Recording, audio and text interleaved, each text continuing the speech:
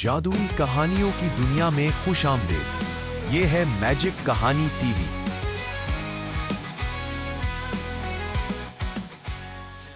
گم شدہ شہزادی اور بلباتوری چڑیل ایک دور کی بات ہے۔ سلطنت نوران نام کی ایک چمکتی ہوئی بادشاہت ہوا کرتی تھی۔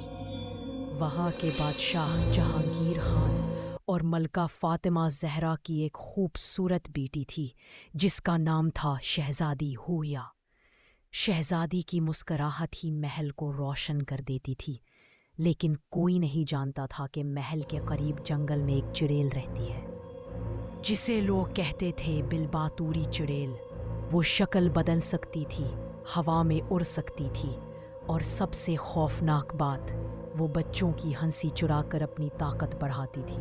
شہزادی کا اغوا۔ خوفناک رات۔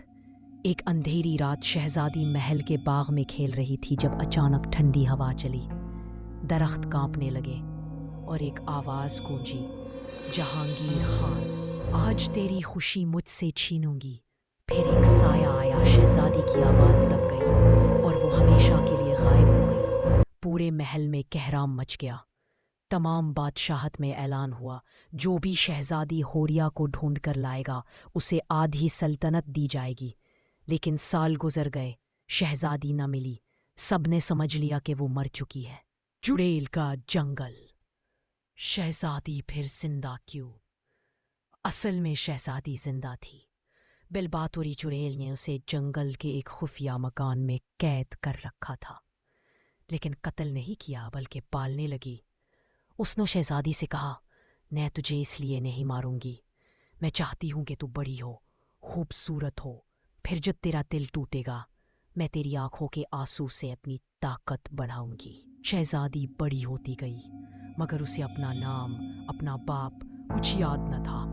چڑیل نے اس کا نام رکھا زہرینا۔ وہ چڑیل کو ہی اپنی ماں سمجھتی رہی۔ جوانی کا راز، آئینے کی زبان۔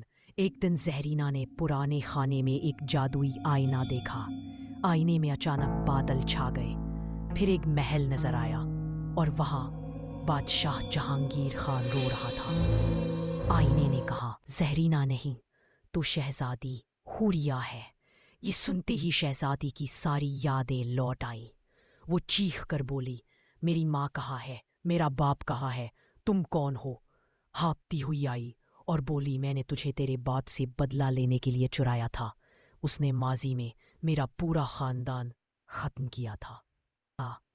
میں نے سوچا اس کا سب سے قیمتی خزانہ، تیری خوشی، ختم کر دوں۔ تصادم۔ شہزادی کی ہمت بھاری آندھی چلی۔ محل اور جنگل کے درمیان فاصلہ ختم ہونے لگا۔ چڑیل نے جادوئی آواز میں کہا، اگر آج تو محل گئی تو میں سب کچھ آگ لگا دوں گی۔ مگر شہزادی نے ڈر کے ساتھ نہیں، ہمت کے ساتھ جواب دیا، تیرا بدلہ مجھے قید کر کے نہیں، مجھے اچھی بنا کر ہی ختم ہو سکتا ہے۔ یہ سن کر چڑیل رک گئی۔ اس کی آنکھوں سے بھی ایک آنسو گرا، کیونکہ پہلی بار اسے سمجھ رہا تھا۔ شہزادی نے ہاتھ بڑھایا اور کہا، چلو محل چلتے ہیں، شاید میں تمہارا درد کم کر سکوں۔ حیران کر دینے والا موڑ۔ ہمیشہ کے بعد شہزادی محل پہنچی۔ بادشاہ نے اسے دیکھ کر سجدہ شکر ادا کیا۔ سب حیران تھے کہ اس کے ساتھ ایک چڑیل بھی آئی ہے۔ بادشاہ گرج کر بولا، میں اسے زندہ نہیں چھوڑوں گا۔ اب بدلہ ختم ہونا چاہیے۔ اگر میں بدل سکتی ہوں تو یہ بھی بدل سکتی ہے۔ بادشاہ خاموش ہو گیا۔ چڑیل وہ پڑی اور اس دن سے محل میں رہنے لگی، لیکن قیدی نہیں، ایک استاد بن کر۔ سبق اصل طاقت معاف کرنے میں ہے۔ دشمن کو قید کرنا آسان ہے، مگر اس کو انسان بنا دینا، یہی اصل فتح ہے۔